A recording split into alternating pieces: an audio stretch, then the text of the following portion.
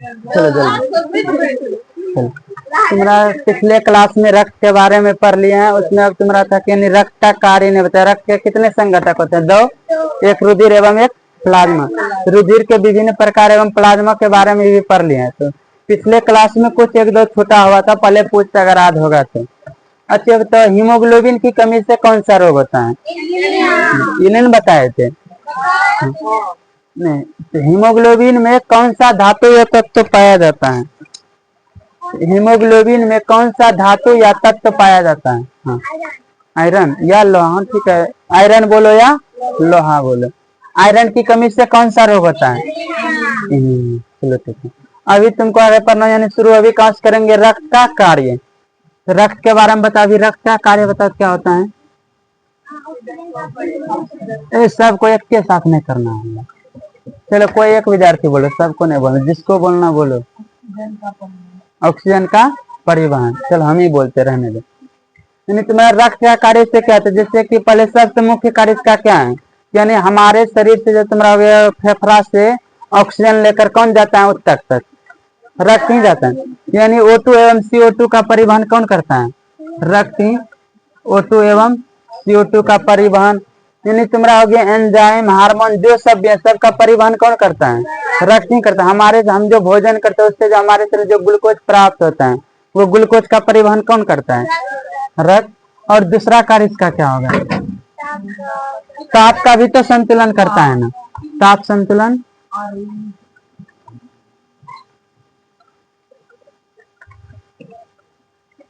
ताप संतुलन हो गया। उसके बाद हाँ, वो पोषक तत्व जैसे तुम्हारा हार्मोन सब हो गया, ग्लूकोज वह पोषक तत्व, उस सब का भी परिवहन कौन करता है? रक्त ही करता है। पोषक तत्व व हार्मोन, पोषक तत्व हार्मोन, इस सब का परिवहन कौन करता है? रक्त। उसके बाद तुम्हारा रक्त में क्या होता है? कई प्रकार के प्रोटीन भी पाए जाते हैं, जो क्या करता है? रक्त के थक्का बनाने में सहायक। जैसे हो गया तुम्हारा ये प्रोथ्रोम्बिन, प्रोथ्रोम्बिन, फाइब्रिनोजन,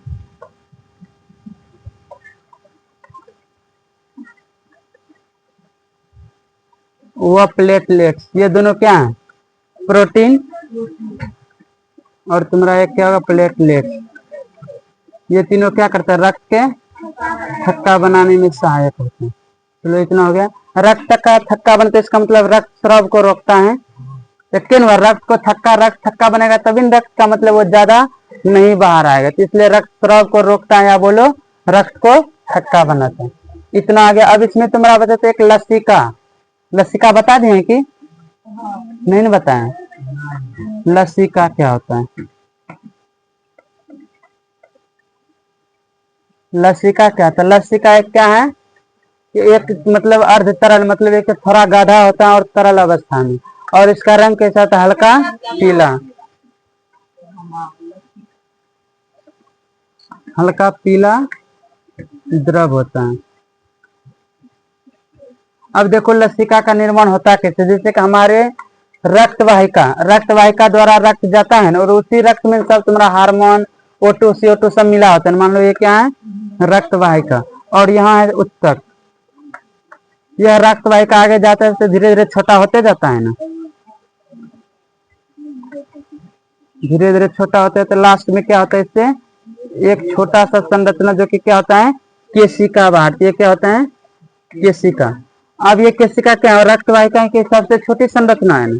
अब जो ये केशिका है, इसके द्वारा क्या होता है? इसमें जो रक्त, यहाँ रक्त से जो यहाँ होता है वाहिका से कहा जाता है ऊतक में क्या जाता है? तुम्हारा रक्त, यानी कार्बन डाइऑक्साइड उधर से ऑक्सीजन का परिवहन करता है। ये तुम्हारा ऊतक हो गया। और ये केशिका, इस केशिका से ऊतक में ऑक्सीजन जाता है ना, और इसका जो झिल्ली इतना पतला होता है कि इससे कुछ द्रव क्या होता है? बाहर आ जाते हैं। रक्त से क्या होता है? कुछ द्रव बाहर आ जाते हैं। इस द्रव में क्या होता है? प्लाज्मा। और रक्त के दो अवस्था होते हैं ना, एक रुधिराणु एक प्लाज्मा। इस झिल्ली से क्या बाहर हो जाते हैं? प्लाज्मा बाहर हो जाते हैं। और तुम ये जानते हैं प्लाज्मा में कितना मुख्य रूप से दो प्रकार का प्रोटीन पाता है? एक प्रोथ्रोम्बिन एक फाइब्रिनोजन। इस प्लाज्मा के साथ ही कुछ मात्रा में क्या होता है, फाइब्रिनोजन भी बाहर आता है, बहुत कम मात्रा में। क्या होता है, इसी प्लाज्मा के साथ इससे क्या होता है, बहुत कम मात्रा में फाइब्रिनोजन प्रोटीन भी बाहर आ जाते हैं। फाइब्रिनोजन प्रोटीन बहुत कम मात्रा में देना है, ठीक। उसके बाद कहते हैं रक्त में जो होता है तो रुधिराणु, रक्त के दो, एक प्लाज्मा एक रुधिराणु। रुधिराणु के तीन भाग होते हैं, आरबीसी, डब्ल्यूबीसी और प्लेटलेट। उसमें डब्ल्यूबीसी की बहुत छोटे कण होता है, बहुत क्या होता है, महीन कण होता है, जिसके कारण वो प्लाज्मा के साथ वो भी बाहर आ जाता है। प्लस क्या हो गया, डब्ल्यूबीसी। अब यही जब तीनों एक साथ मिलता है, यही क्या कहलाता है, लसिका कहलाता है। ये क्या होता है, तीनों एक साथ मिलके क्या कहलाता है, लसिका कहलाता है। अब ये जाके जमा कहाँ पर रहता है, उत्तक में, यानी यहाँ से निकला इसी के आसपास क्या, तो ये जाके जमा होता है, इसलिए इसको लसिका को उत्तक द्रव भी बोला जाता है। सिंपल है, लसिका को क्या बोला जाता है, उत्तक द्रव। अब तुम जानते हो रक्त जो होता है किसके द्वारा एक जगह दूसरे जगह प्रवाहित होते हैं, रक्तवाहिका के द्वारा, रक्तवाहिका द्वारा होता है ना लोग। लसिका को क्या बोलते हैं, उत्तक द्रव बोलते हैं। अब ये देखो जिससे रक्त कहाँ से, एक रक्तवाहिका द्वारा एक जगह, यानी हमारे हृदय से जो होता है उत्तक के पास किसके द्वारा आता है, रक्तवाहिका के द्वारा, जिसको धमनी या सिरा बोलते हैं। लेकिन लसिका भी क्या होता है, वो भी एक वाहिका द्वारा ही क्या होता है, एक जगह से दूसरे जगह, इसका नाम रक्तवाहिका होता है, उसका नाम क्या होता है, लसिका वाहिका। ये कहाँ होता है, उत्तक से किसके ओर जाता है, हृदय की ओर। लसिका वाहिका कहाँ जाता है, उत्तक से हृदय की ओर। इसलिए बोले लसिका का प्रवाह, मतलब वो जो होता है गति किस दिशा में करता है, मतलब कहाँ से, यानी एक दिशा करते हैं, उत्तक से हृदय की ओर, यानी जो भी। अब इसका कार्य में कौन है, देखो अतिरिक्त, इसको पूछा था लसिका का कार्य, अतिरिक्त द्रव को हृदय तक पहुंचाना। अतिरिक्त द्रव मतलब क्या, इससे जो निकला, जो कि हमारे शरीर के आवश्यक है, उसको फिर ये क्या करेगा, ये जो बाहर हुआ फिर ये रक्त इसमें आएगा नहीं, ये चला गया किसमें, लसिका द्रव में। अब ये तीनों मिलेगा, जैसे मिला तो वही संरचना क्या कहलाएगा, लसिका कहलाएगा। और ये एक अलग वाहिका से कहाँ तक जाएगा, हृदय तक जाएगा। इसलिए अगर पूछे लसिका का जैसे गति किधर कहाँ से कहाँ से, क्या बोलोगे, एक दिशीय गति उत्तक से हृदय की ओर। और ये रक्त को बोला तो ये क्या है, दोहरी परिसंचरण। ये क्या है, रक्त को दोहरी परिसंचरण, मतलब ये यहाँ कहाँ से, रक्त हृदय से उत्तक के पास भी आता है, उत्तक से हृदय के पास भी जाता है। वो समझेंगे जब तुमको हृदय का स्ट्रक्चर बता देंगे तब इसको समझा। अभी बस याद रखो ये क्या करता है, दोहरी परिसंचरण। दोहरी परिसंचरण मतलब हृदय की ओर भी जाता है और हृदय की ओर से उत्तक की ओर भी आता है, लेकिन ये सिर्फ क्या करता है, उत्तक से हृदय की ओर जाता है। समझ में आ गया इतना। और देखो इन्हें लसिका भी दो प्रकार के होते हैं। अगर पूछा जाए लसिका का मुख्य कार्य क्या बोलोगे, अतिरिक्त द्रव को उत्तक से हृदय तक पहुंचाना एवं वसा का परिवहन। वसा का परिवहन मुख्य रूप से कौन करता है, चलो वो समझाते हैं। लसिका के कितने प्रकार होते हैं, वैसे तो 10th में लसिका का कोई प्रकार नहीं बताया गया है, 10th में लसिका का प्रकार नहीं है। अगर माने तो इसका कितना प्रकार, एक होता है सामान्य लसिका, जिसको सिंपल लसिका बोलते हो, इससे नहीं दिख रहा है, सामान्य लसिका बोलो या डायरेक्ट लसिका बोलते हो। एक हो गया लसिका। जब इसका प्रकार पर होगे तो क्या बोलोगे, सामान्य लसिका। अगर प्रकार में पढ़ना डायरेक्ट क्या बोलना है, लसिका। एक लसिका, दूसरा क्या होता है, काइल या चाइल जो बोलते हैं। क्या होता है, चाइल पढ़ते हो या काइल। अब देखो ये दोनों क्या होता है, जैसे कि हमारे शरीर में भोजन का पूर्ण पाचन कहाँ पर होता है, छोटी आंत में, छोटी आंत में हुआ ना। अब यहाँ से जो भोजन के पाचन के बाद जो भी पोषक पदार्थ हैं उसको कौन करता है, अवशोषित कौन करता है, छोटी आंत में एक संरचना होता है क्या, जिसको विलाई बोलते हैं, उंगली नुमा संरचना। वो पोषक पदार्थ को क्या करता है, अवशोषित करके क्या करता है, रक्त में मिलाता है। कौन, विलाई। अब इससे क्या पोषक पदार्थ, अब अगर उस पोषक पदार्थ में वसा है तो वसा को कौन करता है, वसा को वो लसिका वाहिका यानी लसिका अवशोषित करेगा। यानी ये क्या करेगा, विलाई अवशोषित, क्या अवशोषित करके पोषक पदार्थ को किसमें, रक्त में। लेकिन अगर वहां वसा है तो वसा को किसमें मिलाएगा, लसिका में क्या करेगा, जैसे लसिका में वसा मिलता है तो वो चाइल कहलाता है। इसलिए इसके दो प्रकार हैं।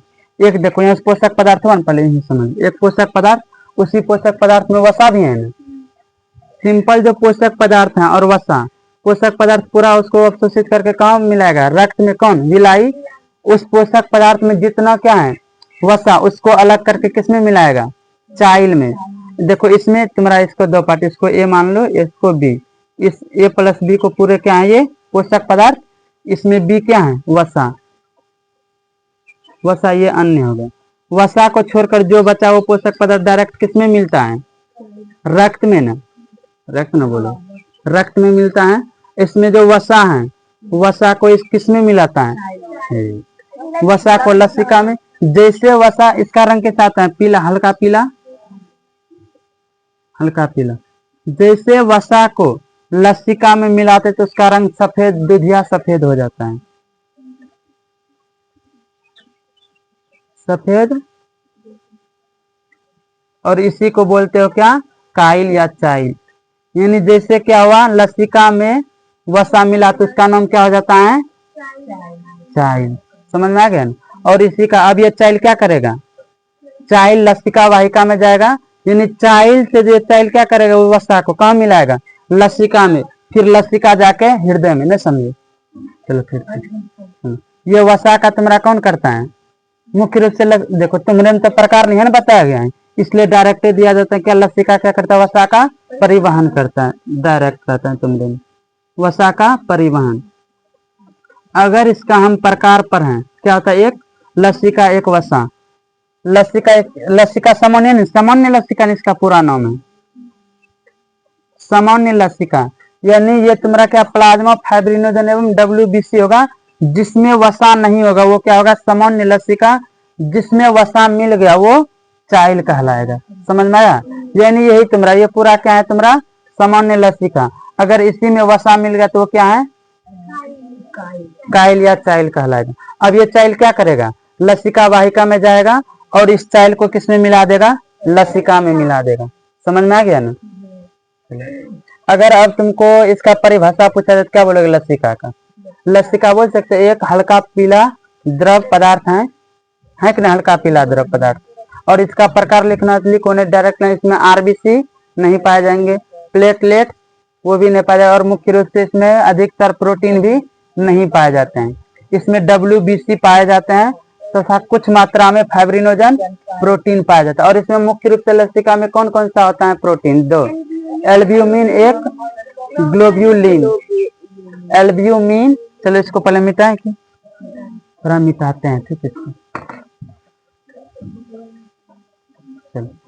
लसिका में कौन सा, देखो प्रोटीन वैसे कुछ न कोई नहीं पाता, लेकिन पाया जाती है क्या, फाइब्रिनोजन बहुत कम, कहीं पर रहता है नहीं पाया जाता है, कहीं पर रहता है बहुत कम। तुमको लिखना है बहुत कम पाया जाता है या तो नहीं पाया जाता है। अब लसिका का क्या, लसिका, लसिका में कौन कौन से प्रोटीन पाए जाते हैं, मुख्य रूप से दो प्रोटीन होते हैं। एक होते हैं एल्ब्यूमिन,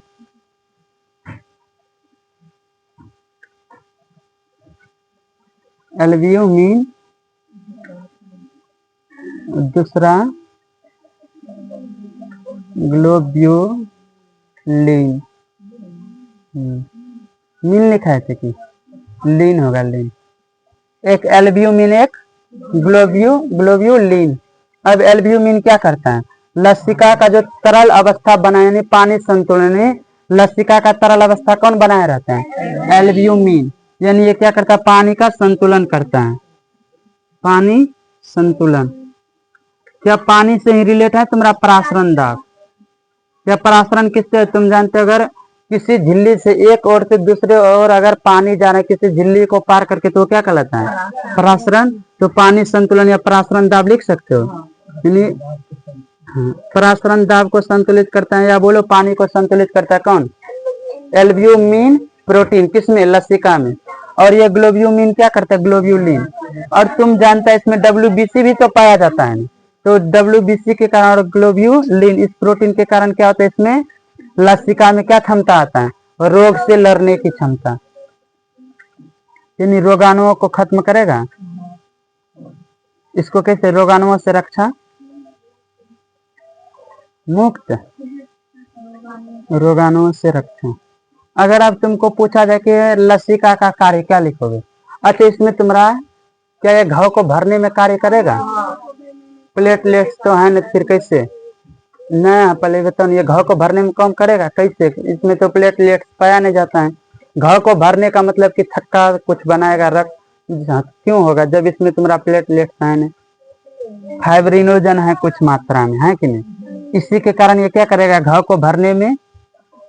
इसको मिताक सहित लिखो, इसमें हम पता नहीं चलता है क्या है। लसिका का कार्य,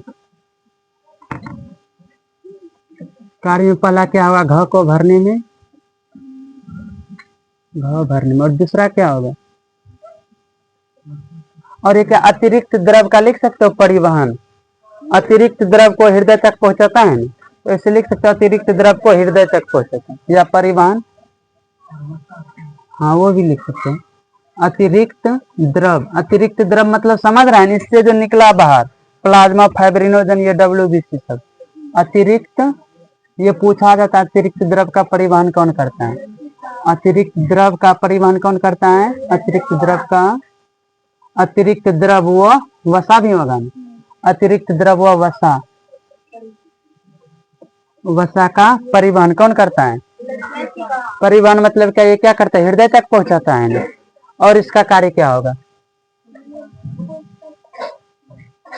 लसिका में तुम्हारा कि प्रोटीन की मात्रा कम पाए, तो जितना तुम्हारा, हाँ वैसे होगा ही, रक्त से तो इसमें कम इन प्रोटीन की मात्रा पाया जाएगा, हाँ या ना? तो और इसमें ऑक्सीजन की मात्रा कम और कार्बन डाइऑक्साइड की मात्रा ज्यादा पाया जाता है। किसमें? लसिका में। O2 की मात्रा, O2 कम और कार्बन डाइऑक्साइड ज्यादा पाया जाता है। समझ में आएगा ना? और इसमें कुछ है, लगभग तो खत्म। हाँ, वो हो गया ना, अतिरिक्त द्रव वसा का परिवहन, वसा परिवहन। और कुछ नहीं है ना इसमें। अब इसमें WBC पाया जाता है, उसके कारण लसिका में क्या क्षमता आएगा, रोगाणुओं से लड़ने की क्षमता। इतना ही है ना, खत्म तुम्हारा। और इसमें कौन सी है?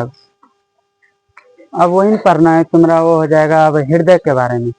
चलो हृदय शुरू करते हैं। इसमें कुछ छोटा नहीं ना है, और छोटा है तो बाद में आ जाएगा तो बताएंगे, लगभग छोटा तो नहीं है। अब हृदय पढ़ना है। अच्छा, हृदय कौन सा, किस भाग, मतलब उसमें कौन सा भाग है हृदय, नहीं समझ रहे? हृदय का कार्य क्या है? परिवहन का भाग है ना वो। हाँ, वो है, मतलब परिवहन का भाग है ना वो।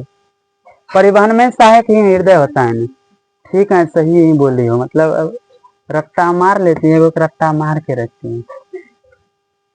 चलो, इसमें अब हृदय के बारे में पढ़ना है। सबसे पहले मानव हृदय के बारे में। अच्छा, बोले थे मानव हृदय में चार व्यस्म होता है। व्यस्म का मतलब क्या, उसको व्यस्म बोलो, चैम्बर बोलो, या कक्ष बोलो। मतलब हृदय के व्यस्म का मतलब सीधा क्या हुआ, भाग।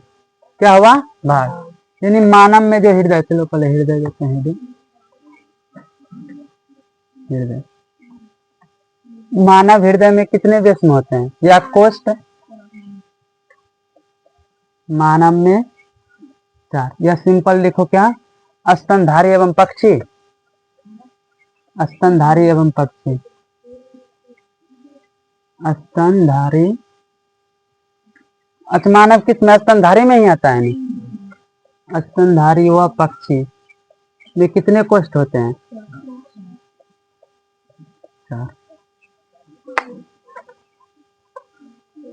चलो, जिससे कोष्ठ मतलब वो भी समझाना पड़ेगा ना। हाँ रे, ठीक है, चैम्बर कर रहे हैं। जैसे मान लो ये तुम्हारा, तुम सूरत, चलो कैसे भी बनाते, चलो ये मानो क्या, अगर हृदय, तो इसके 4 व्यस्म मतलब क्या हुआ, 4 भाग होंगे। 4 भाग, जिसमें क्या हुआ, 2 नीलय एवं 2 आलिंद। ऊपर क्या होता है, आलिंद, यानी 2 आलिंद और 2 नीलय। 2 आलिंद ये दे देते हैं, और 2 क्या होते हैं, नीलय होते हैं। किसमें, स्तनधारी व पक्षी में। उभयचर एवं, उभयचर एवं क्या, सरीसृप। हाँ, उभयचर एवं सरीसृप में 3। उभयचर, उभयचर में कौन आता है, मुख्य रूप से मेढक। उभयचर का मतलब क्या, जो जल में हो और स्थल पर भी रहता है। उभयचर वो सरीसृप। सरीसृप का मतलब जो रेंग कर चलता है। चलो इसमें कितना होता है? 3। और मछली में 2। मछली में 2। इसमें जो उभयचर में कितना है? 3।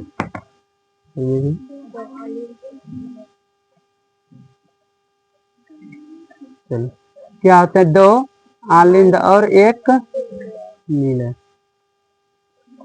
मछली में 1 नीला और 1 आलिंद। मछली में 1 आलिंद और 1 नीला होता है। इसमें और कुछ है? और इसमें तुमको बताते कछुआ में कितने? 4 वेश। अच्छा कछुआ कौन सा है? किसका उदाहरण है? हाँ उभयचर। उभयचर में कितना होता है? तो उसमें कछुआ में कितना? 3 न होगा। बोलने में मिस्टेक हुआ होगा। ठीक। अच्छा ये बता रहे हैं, कोई बात नहीं, कोनो एग्जाम थोड़े ना दे देगा गलती करके आ गई।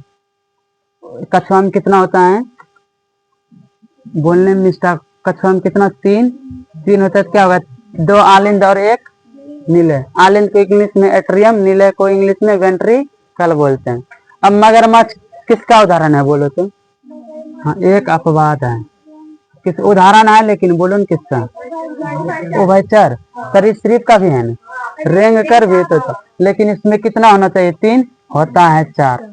हाँ, ये आता है। ये अपवाद में याद रखना। मगरमच्छ में कितने वेश होते हैं? 4। समझ आ गया? अब हृदय के, जैसे कभी मानव हृदय के बारे में हमको पढ़ना है, तो मानव हृदय का औसतन वजन कितना होता है? 300 ग्राम। चलो हृदय के पहले भाग कितने होते हैं? 4 गो वो वेश में होते हैं। मतलब मुख्य रूप से 2 प्रकार होता है, 1 आलिंद 1 नीलय। एक हो गया आलिंद। हाँ रुको न। 1 नीलय। इसको क्या बोलते हैं? एट्रियम।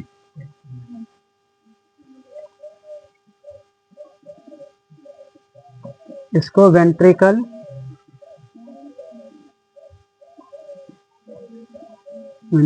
और मानव हृदय का औसतन वजन कितना होता है? 300 ग्राम औसतन वजन। अगर पूछा जाए मानव में जो होता है पुरुष के हृदय का वजन 350। और ये तो ऐसे 300 से 350 रहता है, या तो 350 ग्राम। अब वो कहने हटता है, पता नहीं। चलो कोई बात नहीं। चलो ये हो गया पुरुष में। और स्त्री में कितना होता है? कहीं पर रहता है 270 से 300, कहीं पर 250 से 300। और इसका अगर पूछा जाए ये आंसर देना, किस में मारोगे? 300 में। इसमें 350 में। और इसका आकार किसके जैसा होता है? हाँ इसका आकार किसके जैसा होता है? अच्छा और ये जो होता है 1 मिनट में हमारा हृदय कितने बार धड़कता है? 72 बार। हाँ मुट्ठी का सबका जो होता है ना, वो उसके उसके मुट्ठी के अनुसार होता है सबका हृदय। हाँ सबके एक के जैसा नहीं। हाँ सबका अपना अपना है। उसका नहीं, हृदय का आकार किसके जैसा?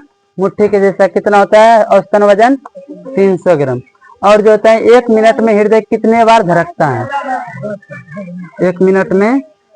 और एक क्वेश्चन और पूछा जाता है इसमें, हृदय का धड़कन किसके जैसा, उसका आवाज कैसा होता है? आवाज कैसा होता है वो लिखना है। किसे कहाँ पता? चम्मच के जैसा। लबडब पूछा जाता है। यानी हृदय जो धड़कता है उसका आवाज कैसा होता है? इससे लबडब लबडब। चलो ठीक है, इतना आ गया समझ में। अब हमको मानव के हृदय के बारे में पढ़ना है। चलो पहले तुम्हारा ये क्वेश्चन 2-3 क्वेश्चन आज पहले इतना मुख्य रूप से 2 आज रखना। ये कछुआ में कितना? 3। कछुआ से भी इम्पोर्टेंट तुम्हारा एक मानव एक मगरमच्छ। हाँ ये पूछा तभी कि नहीं बोले थे यही को खाली रट्टा नहीं मारना, आज पूरे रहना चाहिए। चलो इसको मिटाया। अब हृदय का सचित्र वर्णन पढ़ते हैं। इसमें कुछ है तो नहीं ना? चलो मानव हृदय के बारे में मिटाए इसको।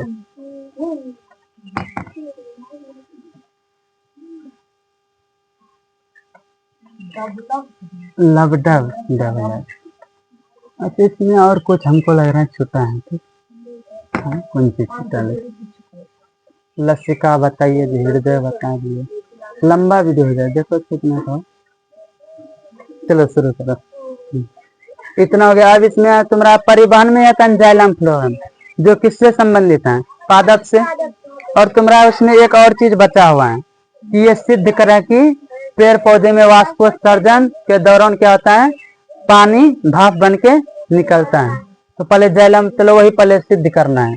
क्या सिद्ध करें कि पेड़ पौधे में वाष्पोत्सर्जन के दौरान पानी वाष्प बनकर बाहर निकलता है।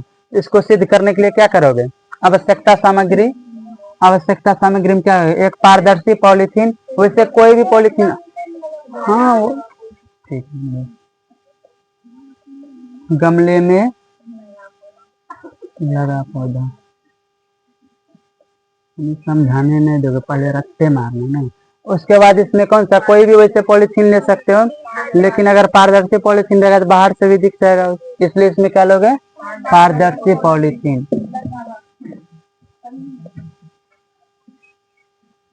वही हुआ पन्नी।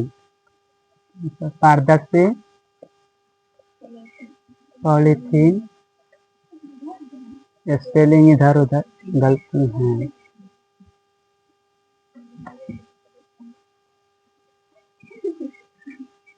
पारदर्शी पॉलीथीन वो क्या लोगे? धागा। वो धागा क्यों लेते हैं? चलो और कुछ इसमें लेना है? हाँ, धूप वाला। अच्छा, धूप वाला। अच्छा, चलो। जैसे गमला में लगा कोई भी पौधा लिए, पारदर्शी पॉलीथीन व धागा लिए एवं धूप वाला आसन। अब उस गमले में लगे पौधे क्या करेंगे? धूप में रखेंगे और उसमें क्या करेंगे? कुछ टहनी को क्या करेंगे? कुछ टहनी में क्या करेंगे? पारदर्शी पॉलीथीन लगा के और उसको क्या करेंगे? धागा से इसे बांध देंगे कि उसमें पानी क्या करे? प्रवेश ना कर सके। कैसे समझ में आ रहा है? कोई उदाहरण देना पड़ेगा। चलो छोड़ो। जैसे मान लो ये क्या है? तुम्हारा गमला में लगा पौधा और इससे ये टहनी निकला होता है ना, इससे इस टहनी में क्या करना? अच्छा से पॉलीथीन को बांध के क्या करना? धागा लपेट देना कि बाहर से क्या जाए? इसमें वायु प्रवेश या अंदर या बाहर, यानी लीक ना हो, बाहर या अंदर क्या हो? इसमें वायु ना जाता हो ना बाहर निकलता हो, वैसे स्थिति कर देंगे। उसके बाद क्या करेंगे? 2 से 3 घंटा में, 2 से 3 घंटा बाद जब धूप में रहेगा तब देखेंगे कुछ देर के, 2 से 3 घंटा के बाद तो क्या दिखेगा? उस पॉलीथीन में क्या दिखेगा? पानी का बूंद दिखेगा। क्या दिखेगा? पानी का बूंद। अतः इससे सिद्ध होता है कि वाष्पोत्सर्जन के दौरान पेड़ पौधा क्या करता है? हाँ, वाष्प के रूप में पानी को उत्सर्जित करता है, अर्थात वाष्पोत्सर्जित करता है। समझ में आ गया ना? ये लिखना है प्रक्रिया, और उसके बाद अपना मन से लिख देना, उसे नीचे में स्ट्रक्चर बनाना, खत्म। इसमें अब तुम्हारा परिवहन में था, और जाइलम और फ्लोएम। ये तुम्हारा एग्जाम में ज्यादातर पूछा था, जाइलम और फ्लोएम में अंतर क्या है? अंतर पूछा जाता है। और ऑब्जेक्टिव में जाइलम का कार्य एवं फ्लोएम का कार्य। तो पहले समझते जाइलम होता क्या है? जाइलम क्या है? उत्तक है ना, पेड़ पौधे में पाए जाने वाले उत्तक, वो भी किसका प्रकार? जटिल उत्तक का एक प्रकार है।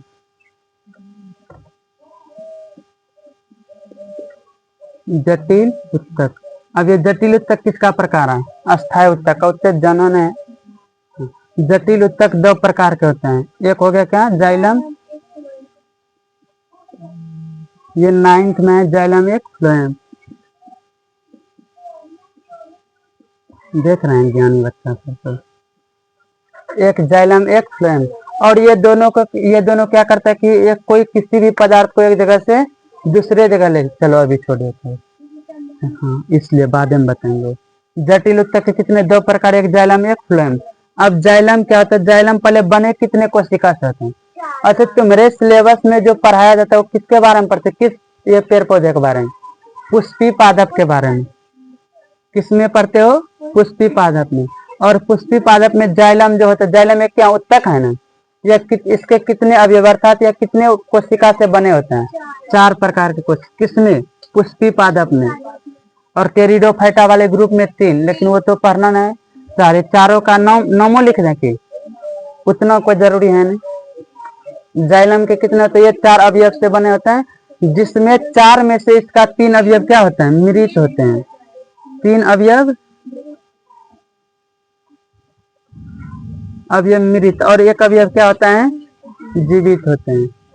इसलिए जाइलम को सामान्यतः क्या बोला जाता है, ये मृत उत्तक। जाइलम को सामान्यतः क्या बोला जाता है, मृत उत्तक।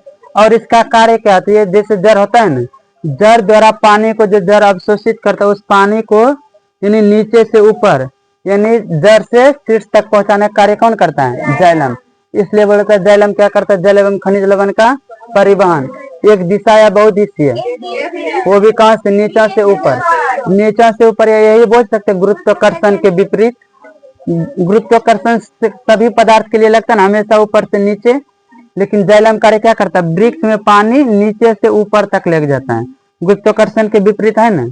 इसलिए बोल सकते पेड़ पौधे में तो जल एवं खनिज लवण का परिवहन जाइलम गुरुत्वाकर्षण के विपरीत दिशा में करता है। समझ में आ गया ना। अब फिर फ्लोएम में भी ये भी क्या होता है, फ्लोएम के भी चार अवयव होते हैं, किसमें, पुष्पी पादप में। और इसमें तीन अवयव सामान्यतः जीवित होते हैं। तीन अवयव क्या होते हैं, तीन अवयव जीवित होते हैं एवं एक अवयव क्या होते हैं, मृत होते हैं। एक अवयव मृत होते हैं, इसलिए फ्लोएम को सामान्यतः क्या बोला जाता है, जीवित उत्तक। क्या बोला जाता है इसको, जीवित उत्तक बोला। और ये कार्य क्या करते हैं, जिससे कि पेड़ पौधे मुख्य रूप से भोजन कम बनता है, पत्ती में, पत्ती से भोजन को किस रूप में, स्टार्च या सुक्रोज, सुक्रोज के रूप में क्या करते हैं फ्लोएम,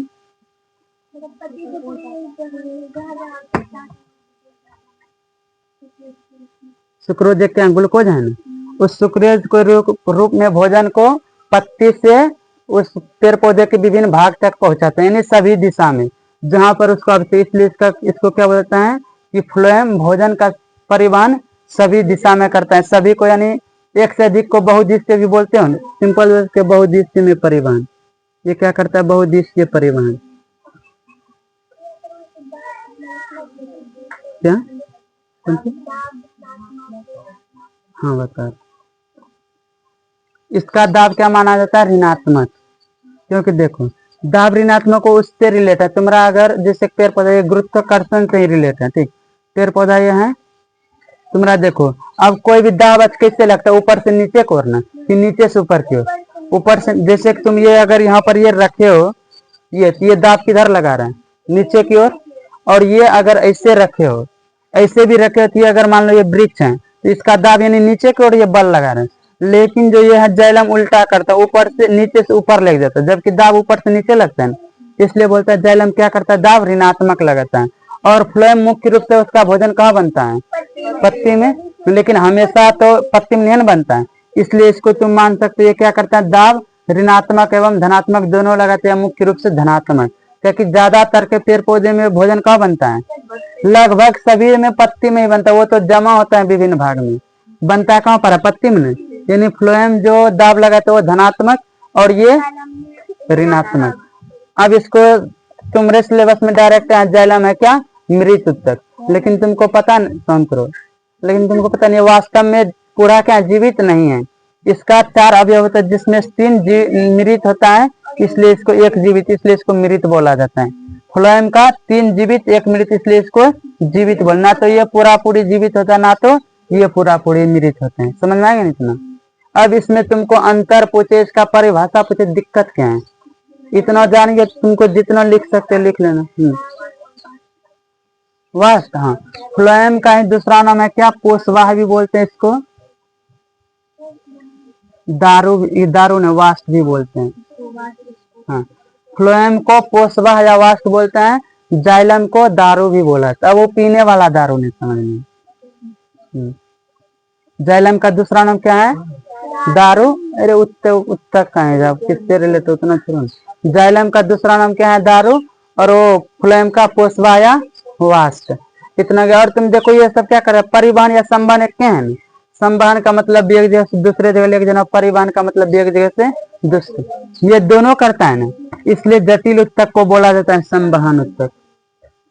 क्या है, संवहन उत्तक, यानी जटिल उत्तक बोलो या संवहन। संवहन उत्तक के कितने प्रकार, दो, जाइलम फ्लोएम। लेकिन तुम्हारे सिलेबस में ने पूछा था कि संवहन उत्तक के कितने प्रकार, तुम्हारे सिलेबस में पूछता निम्नलिखित में कौन संवहन उत्तक है?